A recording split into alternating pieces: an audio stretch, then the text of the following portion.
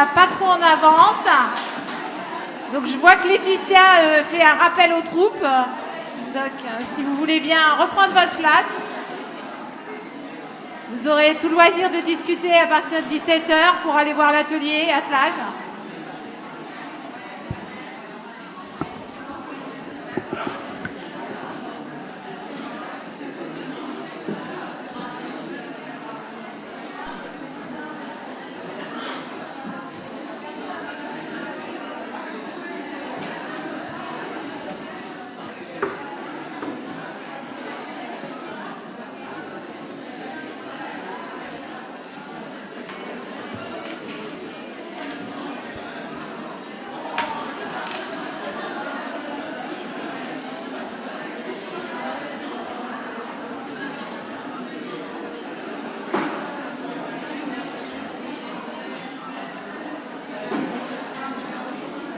Je vous invite à vous rasseoir, celles qui restent.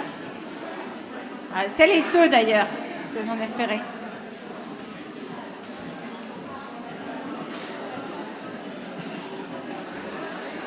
Ça va, pas trop stressé? Un petit peu quand Je même. vois.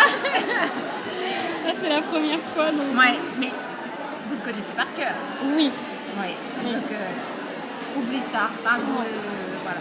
Ok. Le plan, on va se tutoyer, ce sera plus ça. Tu le connais le plan. Ouais. Tu le connais par cœur. Tu l'as Oui, travailler, répété. retravailler. Je travaille dessus depuis 2 ans maintenant. Et ben, vas-y. Ok, ça marche. Mets ça parce que sinon tu vas être comme ça. Ouais. Et voilà. Et toi, tu as juste à t'occuper de passer du coup, tes petites le flèches. diapo, c'est ici. Ça va être ça. Ouais, là. Mais lâche ton truc. Ok, ça marche. Voilà. Parce que comme ça, tu seras avec. Voilà. Ce qu'on dit, c'est toujours en prise de parole de regarder les gens de temps en temps, un peu partout. De ne pas faire comme ça. Ok. Parce que comme ça, tu accroches les gens. Mais c'est bien. Ok, très bien. Et puis parce que réellement, c'est un échange. Ok. Bon. On respire. On respire et on y va. Ouais, très bien, ça marche. Tu connais ton sujet. Oui. Ça marche très bien, merci. C'est bon pour tout le monde?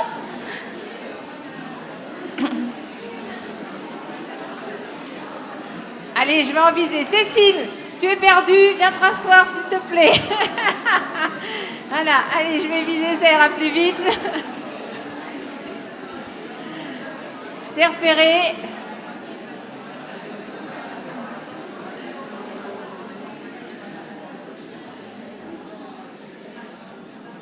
Allez, c'est bon.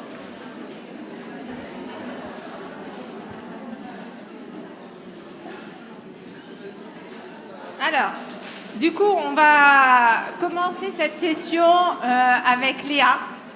Léa Badin, elle a présenté un poster. Elle est diplômée du master en psychologie et gérontologie de l'Université de Tours.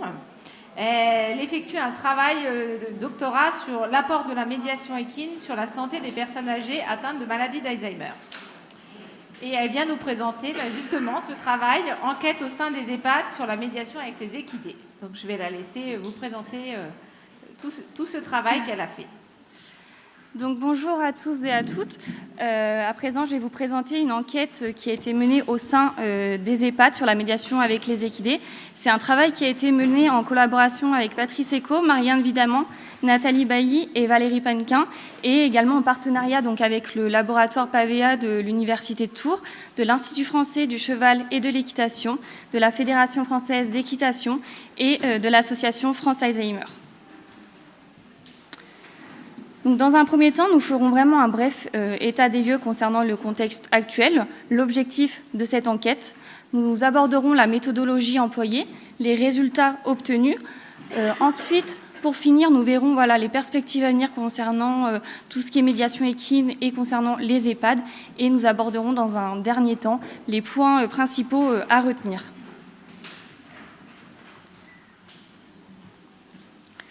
Donc, concernant le contexte actuel, nous savons aujourd'hui que la majorité des données scientifiques concernant la médiation équine portent principalement sur une population assez jeune et rare portent sur les personnes âgées. Également, on sait que la mise en place de la médiation équine est vraiment difficile à instaurer dans les établissements d'hébergement pour personnes âgées dépendantes et que cela est d'autant plus compliqué pour les personnes âgées atteintes de la maladie d'Alzheimer. Donc on s'est dit qu'il serait vraiment intéressant de connaître les représentations des professionnels de la gérontologie à ce sujet.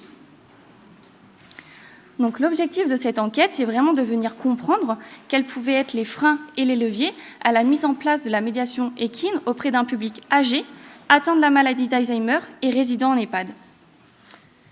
Donc concernant la méthodologie, nous avons donc réalisé une enquête à destination des professionnels de la gérontologie. Cette enquête a été élaborée sur le logiciel Le Sphinx qui permet vraiment de garantir un anonymat complet. Elle a donc été diffusée en hiver 2021 via les réseaux sociaux et les emailings. Et cette enquête a été composée de 4 grandes parties que je vais vous présenter.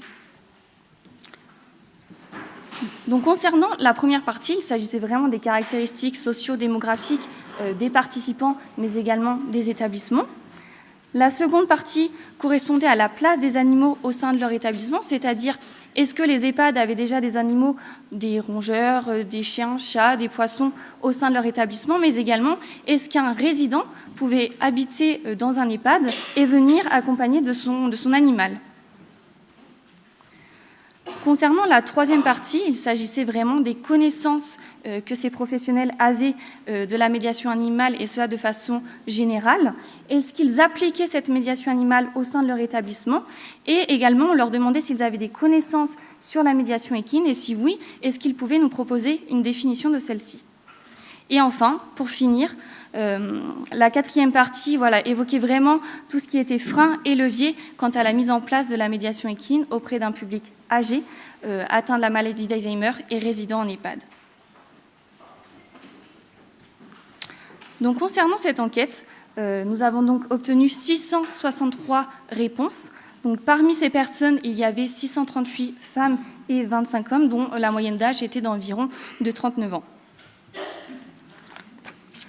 Dans cette étude, nous avons également effectué une comparaison sur les identités professionnelles. Nous avons donc scindé 2 groupes, les soignants versus les décideurs, de façon à voir s'il existe ou non des divergences ou des ressemblances à la mise en place de la médiation équine au sein d'un EHPAD.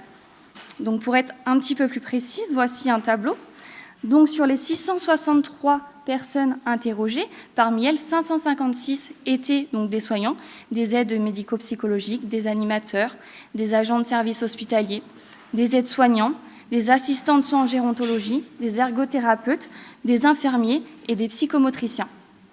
Concernant le second groupe, il s'agissait des décideurs. Il y avait parmi eux 107 participants, donc des cadres de santé, des directeurs d'établissements, des médecins, mais également des psychologues. Donc, concernant les résultats, nous sommes intéressés principalement aux connaissances que les personnes avaient de la médiation équine. Et sur ces 663 participants, 230 personnes rapportaient avoir des connaissances sur la médiation équine. Donc, à partir de là, nous leur avons demandé de définir ce terme selon leurs mots, bien sûr. Et à partir donc, de ces définitions, nous avons effectué une analyse lexicale. Donc, vraiment dans l'objectif de pouvoir dégager des mots-clés de ces définitions. Ensuite, ces mots-clés ont donc été comparés à une autre définition donc issue de la Fédération française d'équitation et nous avons pu faire une petite comparaison. Et ce qu'il en ressort, c'est que parmi tous ces mots-clés, 4 mots-clés, donc les mots qui sont en rouge, parmi ces mots-clés, 4 mots-clés sur 7 sont communs à la définition proposée par la Fédération française d'équitation. Et ainsi, cette analyse lexicale nous permet vraiment de constater que les participants semblent vraiment avoir une idée générale de ce qu'est la médiation équine. Ensuite, nous sommes intéressés donc aux freins et aux leviers à la mise en place de la médiation équine pour vraiment pouvoir répondre à notre objectif. Et ce qu'il en ressort, c'est que pour 45% des participants, le poids institutionnel serait un principal frein à la mise en place de la médiation équine et plus particulièrement concernant le coût financier. Pour 36% des participants, le manque d'informations sur les offres de la médiation équine serait également un frein à la mise en place de celle-ci. Pour 12% des participants, il s'agirait donc de la maladie d'Alzheimer et vraiment en termes de risque, en termes de sécurité individuelle pour la personne âgée. Et enfin, pour 7% des participants, le principal frein serait lié au cheval lui-même, notamment de par sa taille et du fait qu'il est nécessaire parfois de se déplacer dans un centre équestre. Donc voilà pour les principaux freins. Concernant les leviers, pour 29% des participants, il s'agirait d'un bénéfice que pourrait procurer la médiation équine, notamment d'un bénéfice de type stimulation cognitive. Ce suit de près pour 25% des participants que la médiation équine pourrait favoriser l'émergence d'émotions positives pour les personnes âgées. Et pour 19% des participants, la médiation équine pourrait favoriser les interactions sociales, autant entre les résidents qu'entre les résidents et les professionnels de la gérontologie. Ensuite, nous avons donc poursuivi nos résultats et nous nous sommes vraiment intéressés au lien qu'il pouvait exister entre les freins et les leviers et l'appartenance professionnelle, donc soit soignant versus décideur. Et ce qu'il a été mis en avant, c'est que les soignants ne rapportent pas plus de freins que les décideurs, donc concernant la mise en place de la médiation équine. Cependant, et cela d'un point de vue vraiment significatif, les soignants sont ceux qui vont rapporter plus de leviers à la mise en place de la médiation équine comparativement aux décideurs. Donc ces leviers sont le fait que la médiation équine permet aux résidents de pouvoir sortir de leur lieu de vie et de se reconnecter à la nature, que la médiation équine permettrait également de favoriser l'émergence de souvenirs, qu'elle favoriserait les interactions sociales et, pour finir, qu'elle favoriserait les stimulations cognitives. Donc pour faire une brève synthèse de cette diapositive, ce qu'il faut surtout retenir, c'est que comparativement aux décideurs, les soignants sont les personnes qui vont vraiment mettre en avant le plus de leviers à instaurer la médiation équine en EHPAD. Ensuite, nous nous sommes vraiment intéressés sur les freins et les leviers selon la connaissance ou non de la médiation équine. Et ce qui a été mis en avant, c'est que les personnes qui rapportaient ne pas du tout avoir de connaissances sur la médiation équine sont ceux qui vont mettre en avant le plus de freins à la mise en place de celle-ci. Ces freins sont liés notamment au manque d'informations sur les offres de médiation équine, mais également sont liés à la pathologie du résident, donc à la maladie d'Alzheimer, et sont également liés à l'animal lui-même, donc le cheval. Cependant, les participants qui évoquaient ne pas du tout avoir de connaissances sur la médiation équine ne vont pas rapporter plus de leviers quant à sa mise en place. Donc, pour cette diapositive, voilà, ce qu'il faut vraiment retenir, c'est que les participants qui n'ont aucune connaissance concernant la médiation équine sont ceux qui vont mettre en avant le plus de freins à sa mise en place en EHPAD auprès d'un public âgé et atteint de la maladie d'Alzheimer. Donc, concernant les perspectives, aujourd'hui, cette enquête, elle nous permet de savoir pourquoi les établissements français semblent réticents à la mise en place de la médiation équine. Les personnes interrogées rapportent que cette mise en place est compliquée et onéreuse. Et pour contrer ces principaux freins, nous pourrions donc organiser plusieurs réunions d'information sur la médiation équine à destination des professionnels de la gérontologie qui exercent en EHPAD, vraiment en venant détaillant des éléments qui sont nécessaires à son organisation, mais également des éléments qui sont plus d'un aspect financier. Également, nous pourrons rédiger un guide de bonne pratique sur la médiation équine à destination des EHPAD pour qu'ils puissent vraiment s'imprégner de cette intervention innovante et pour qu'ils puissent l'utiliser au sein de leur établissement. Et enfin, pour finir, il est vraiment nécessaire de poursuivre les études scientifiques actuelles de façon très rigoureuse afin de promouvoir ce type d'intervention auprès d'un public âgé et atteint de la maladie d'Alzheimer. Donc, ce qu'il faut retenir de cette diapositive, c'est qu'aujourd'hui, les EHPAD sont réticents à l'instauration de la médiation équine au sein de leur établissement, que notre enquête, elle avait vraiment pour objectif de comprendre quels étaient les freins et les leviers à la mise en place de celle-ci, tout en effectuant une comparaison entre deux identités professionnelles différentes.